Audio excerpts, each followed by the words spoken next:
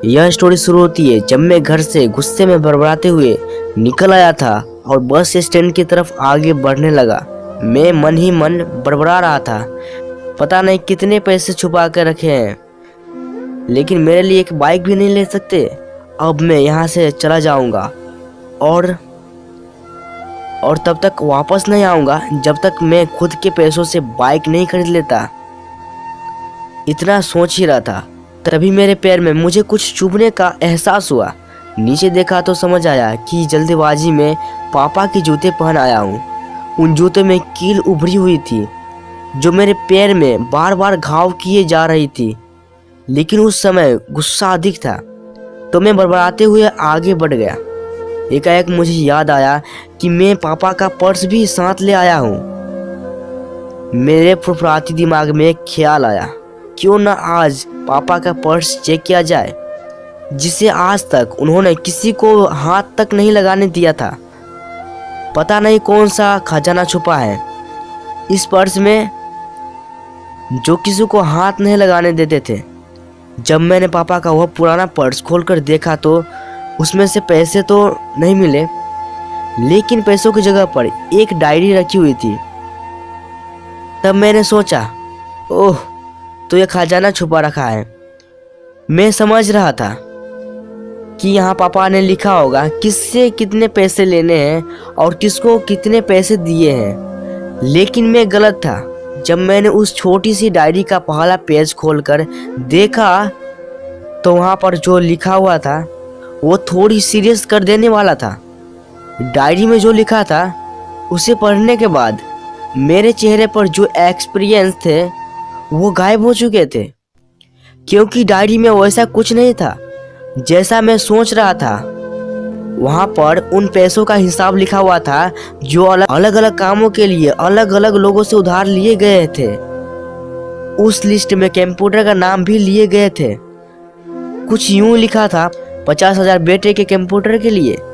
यह वही कंप्यूटर था जिसे मैं आज तक यूज कर रहा हूँ, लेकिन मुझे यह पता नहीं था उस कंप्यूटर को खरीदने के लिए पैसे कहाँ से आए थे। लेकिन आज पता चल रहा था। मुझे आज भी याद है जब मैंने पहली बार कैमरे के लिए जीत की थी, जो मेरे पापा ने मुझे 2 हफ्ते बाद मेरे बर्थडे पर ला कर दिया था, जिसे देखकर मैं बहुत खुश हुआ था। और मुझे खुश देखकर मुझसे कहीं ज़्यादा अगर कोई खुश था तो वो थे पापा। अब मेरे चेहरे से गुस्सा एकदम गायब हो चुका था। जब मैंने आगे का पन्ना पलटा तो वहाँ पर कुछ 20 लिखी हुई थी। पहली जो 20 थी उसमें जो लिखा हुआ था, अच्छे जूते पहनना। यह बात मेरे कुछ समझ नहीं आई।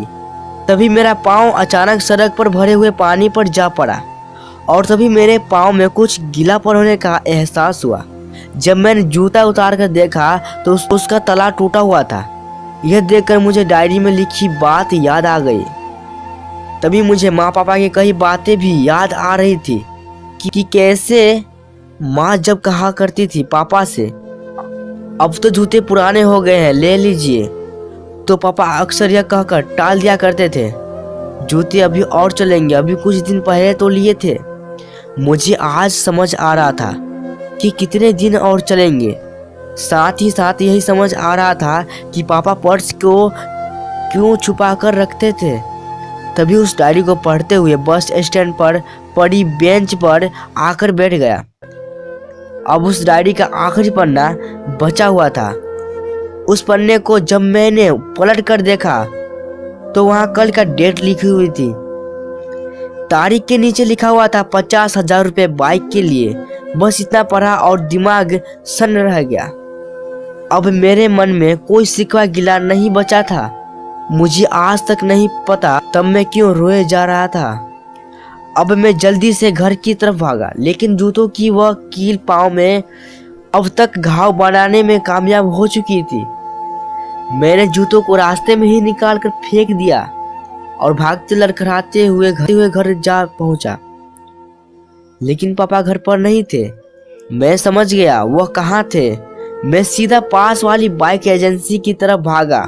पता नहीं आज कहाँ से इतनी ताकत आ गई थी कि मैं भागते हुए थक नहीं रहा था, और वह भी बिना जूतों के नंगे पैर। जैसे तैसे बाइक एजेंसी पर पहुंचा। पापा वहीं थे। मैंने पापा को दौड़ कर गले लगाया और मेरी आंखों से आंसू रुकने का नाम ही नहीं ले रहे थे। पापा को समझ नहीं पा रहे थे आखिर हो क्या रहा है, मैं क्यों रो रहा हूँ। मैंने पापा से कहा, पापा मुझे मोटरसाइकिल नहीं चाहिए, आप अपने लिए जूते ले लीजिए। अब आज से मैं जो भी करूँगा अपनी मेहनत से अपने बलबूते पर पढ़कर करूँगा। दोस्तों बस इतनी सी थी ये कहानी। अगर आपको यह कहानी अच्छा लगा तो एक लाइक करके चैनल को भी सब्सक्राइब कर लेना और अपने दोस्तों को भी शेयर करना।